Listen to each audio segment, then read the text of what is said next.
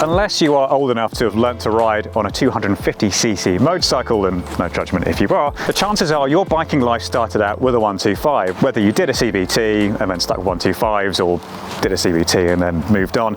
But when you do move on, that means you go to what we like to call a big bike. If you are young enough to be on an A2 license, that means anything up to 47 horsepower, so a pretty big jump in itself. But most people will probably go off to something like, say, a Suzuki GSX 8S, or maybe even the new Honda Hornet CB750. So you're looking at about 80 horsepower from 15. So that's a huge jump in power. Or you could get something like this, which represents a 5 brake horsepower rise in power compared to the 125 limit. This is a Royal Enfield Bullet 350, one of the latest in a slew of new bikes from Royal Enfield, but it doesn't really look new, does it? And that's the point, because the Bullet name goes right the way back to the 1930s for Royal Enfield. It's one of the oldest names that they have. It goes right the way back to when it was still a British company rather than Indian as it is today. So they kind of resurrected it. I feel like I should be filming an episode of Heartbeat with it.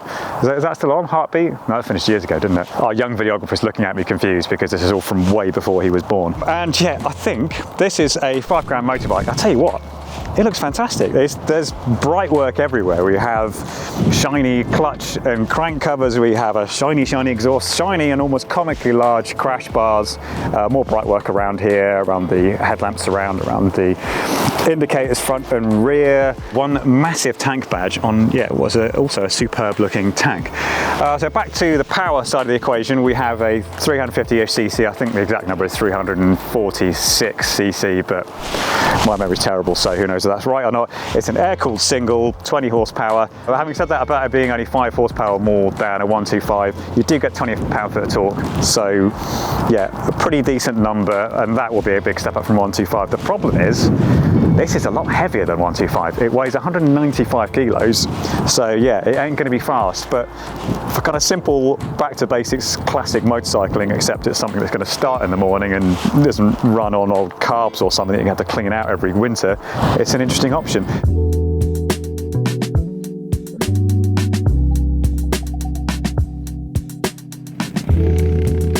In terms of chassis, all very simple as well. We have a single front disc, Vibray calipers. That's a Brembo subsidiary, in case you didn't know.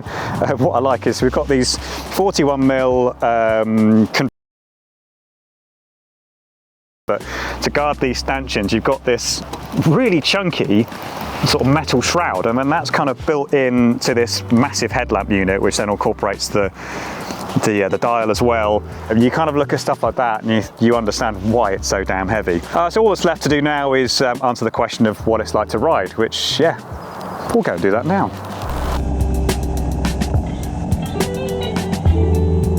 So here we go. That is fully wound open on this thing, and there we go, it's 50. I think the moment you start it up, there's this adorable pop, pop, pop, pop, pop sound. Makes you warm to it immediately. Oh, there we go, it's topping. We don't have a rev counter here, so that was the rev limiter. And 60, that was, yeah, that took a while. I haven't to get these mirrors right, because that seems to be, yeah, that's not working, is it? That's going to need a spanner to adjust that. It's those old wonderful design of wing mirror where you get to a certain point and you try and adjust them and then it just end up kind of coming loose. Yeah, fast it is not, but you know, we're doing 60 and it's maintaining it quite happily. Yeah, that mirror is not ideal at all. Uphill in 5th, it's not happy about it. Yeah, something I think I moaned about earlier, the side stand is in a really awkward position relative to the footrest, because the footrest is massive. I always feel it's a bit incongruous to see analog dials, like old school analog dials with little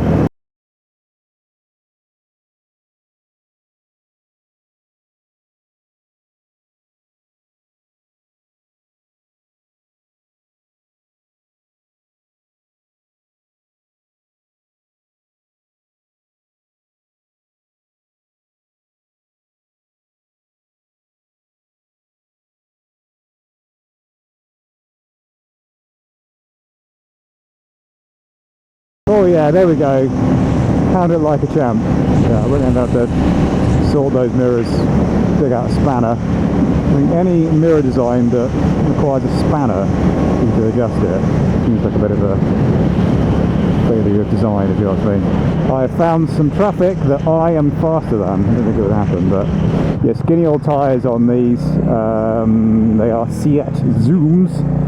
I don't think that's a very good name for a tyre, but you know, I'm not in tyre industry, so what do I know? This is quite nice, just sort of bimbling through this village. It feels very suited to this bike's character so far. Actually, the suspension seems all right, because I had experienced some Royal Enfield models can be a little bit soggy. It's all well and good having soft suspension, but if there's no kind of control through it, through the stroke, doesn't necessarily mean it's going to be comfortable. Yeah, brakes actually are alright, because that's another sort of Royal Enfield area of complaint, is soggy brakes. But no, actually from the very first tickle of the lever you can actually hear something happen. Often you have sort of, there's nothing and then you just get a bit of something vaguely resembling braking. Here we go, national speed limit. Oh, that's the limiter again. Not used to not having a rev counter. You know what, it's okay. It is, still feels a bit punchier than 125. I think that torque output helps.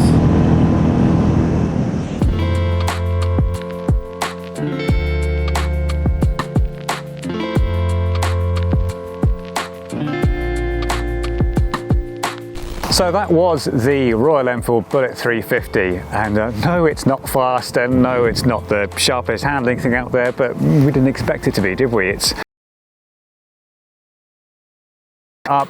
It does okay for itself. As I say, you've got that torque figure, so that kind of helps very much. It's a very endearing motorcycle, not just in the way it looks, but when you fire it up and it kind of makes that pop, pop, pop, pop sound.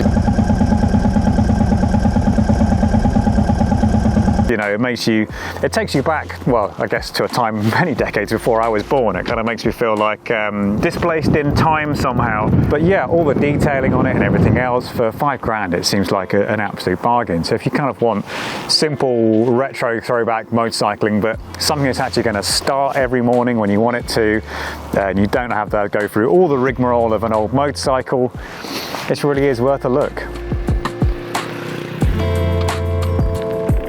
Now, if you enjoyed this video, please do click like and subscribe to the Visordown YouTube channel for more videos like this and general motorcycling good stuff. Also head over to visordown.com, where we have news and reviews and general motorcycling loveliness.